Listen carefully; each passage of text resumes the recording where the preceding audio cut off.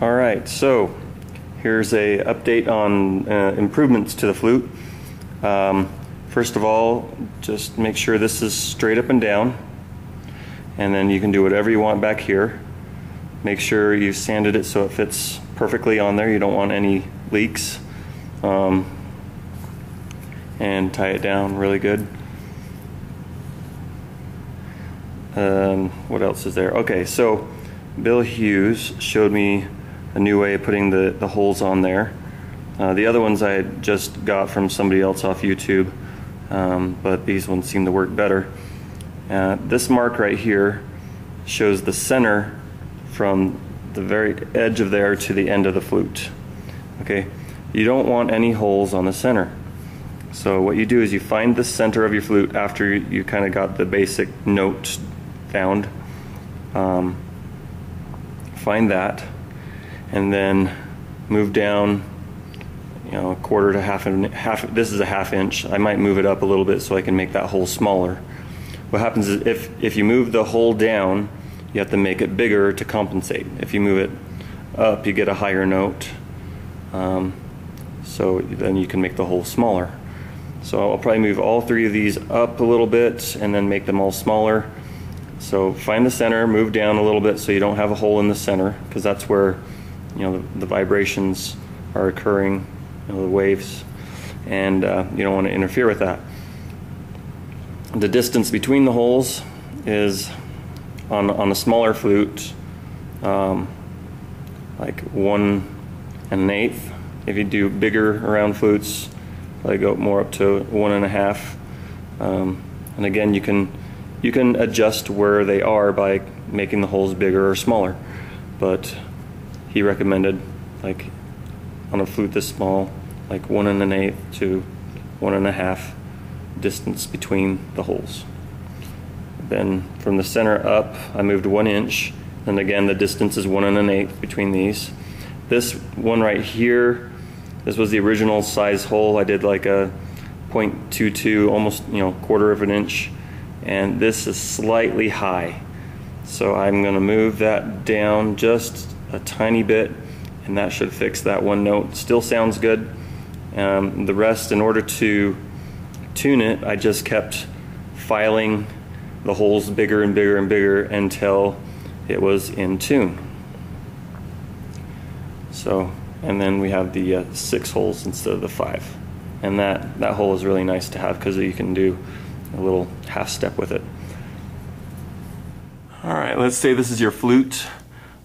This gap right there should be 0.32, which is, you know, like 1/64 of an inch, and then the edge right here, which is where the air comes across, should be right in the center of that stream, so that should be, you know, dug down only half of that, so 0.016, and then I have it tapering up.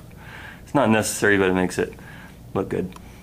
And then we have, here's the whole length of the flute, which is from the sounding edge to the end, and then we have the bore, okay, and I have all these different sizes of bores there, but the length to bore should be around 18:1, could be 17, 19, but that's, you know, roughly what you want that ratio to be.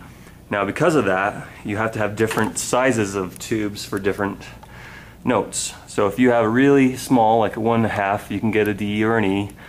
5/8, you know, B or C. 3/4, which is what I have. And so far I've made the A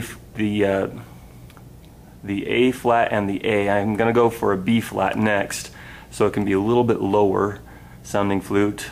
To get any lower than that, you'd have to step up to 7/8 to get the F, F sharp, or G, 1 inch to get those notes, 1 1/4, and, you know, 1 1/8 and 1 1/2. As the bore gets bigger and bigger, you can make lower and lower sounding flutes, but then you have to make them longer and longer, and then the holes get further and further apart, so you have to have some pretty, you know, big hands to play the bigger flutes. But again, you can make the holes bigger to compensate, but then it's kind of hard to cover them up. My flute, I did, you know, the measurements, and it's, you know, 1 inch on the outside, 3/4 on the inside diameter. The length from the sounding edge down to the bottom is actually just slightly more than 13 and a quarter, but that was the closest I could measure with a ruler. There's a half mark, and then 1/2 inch down, 1 1/8, 1 1/8. And as we go up 1 inch, then 1 1/8, 1 1/8. You know, that 1 inch is from the center mark, not from the other hole. Alright, I moved this up so you could see the squares here. Make sure they're square holes. And this one right here is about 5/16.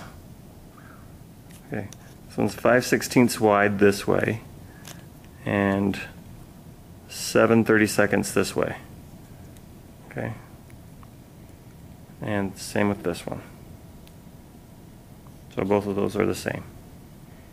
You can make it wider this way, but don't make it any wider this way.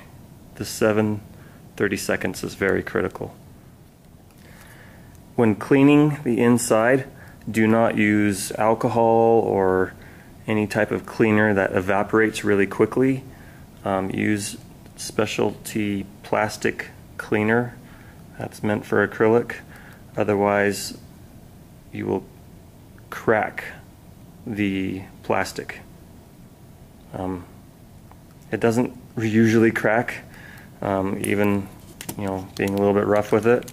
But if you put just a little bit of alcohol in there and start cleaning it out, as soon as it starts evaporating, you'll see cracks appear really fast. So don't use any alcohol for cleaning these.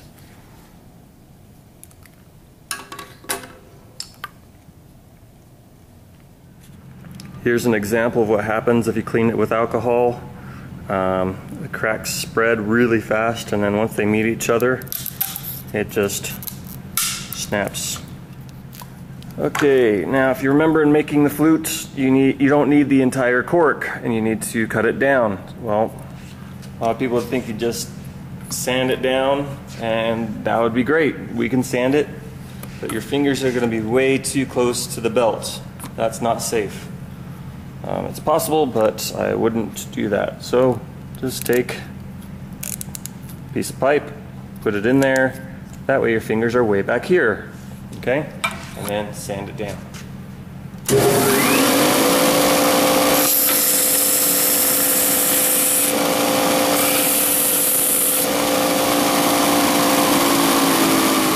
And that is the safe way to cut down the cork.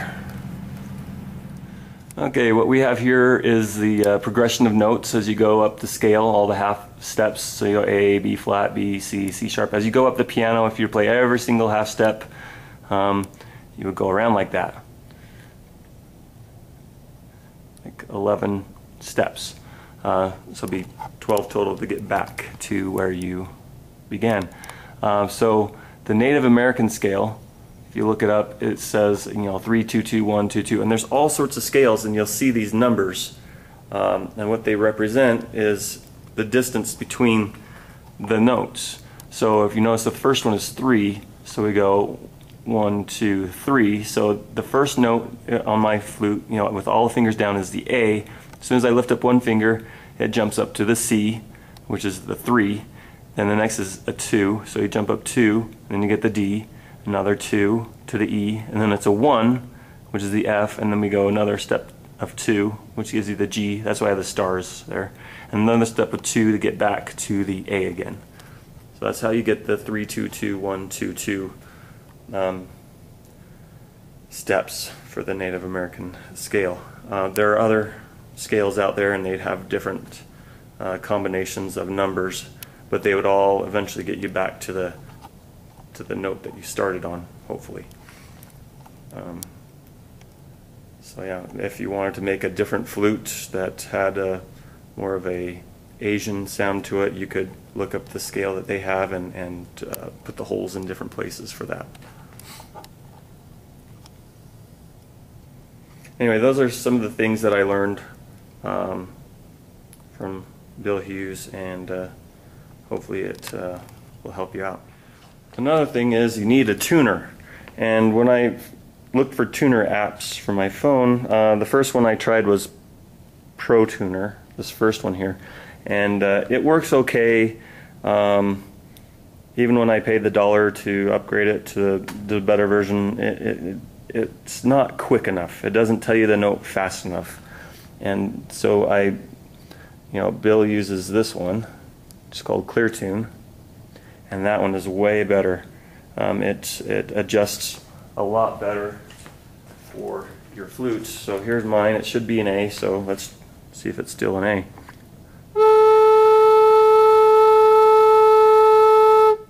So it reacts really quick. So it's a little bit low, and the reason because I used to have it right on, but as I filed the holes bigger and bigger and bigger, it changed the overall volume of the flute, which made that note lower. So I'll have to go trim it down slightly. So the next note,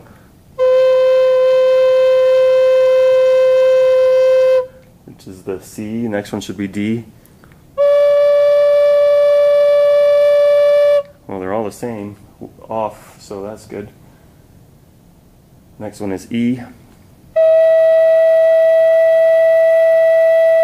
And if you blow harder, it actually goes a little bit more sharp. So it's going on both sides of it, which is kind of good. Next one would be the F.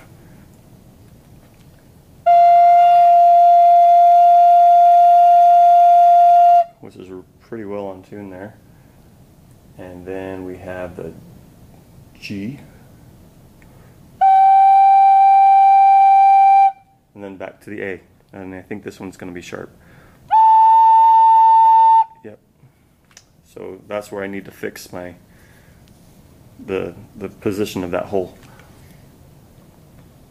So anyway, I've gotten a little bit better at playing the flute, so I'm going to try to play a tune from an old cartoon. Let's see if anybody can guess the cartoon.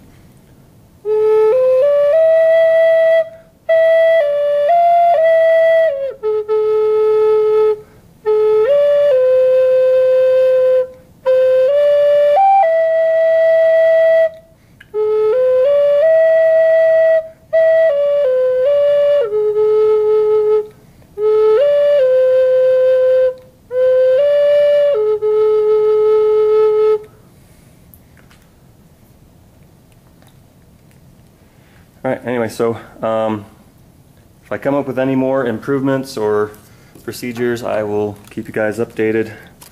So there's the flute right there, and hopefully it'll be a fun project. I think I'm going to make it an optional project for the students. With the cost of all the supplies and everything, I think it might be about $5 for a student to make one of these, which isn't that bad considering what it would cost to buy one.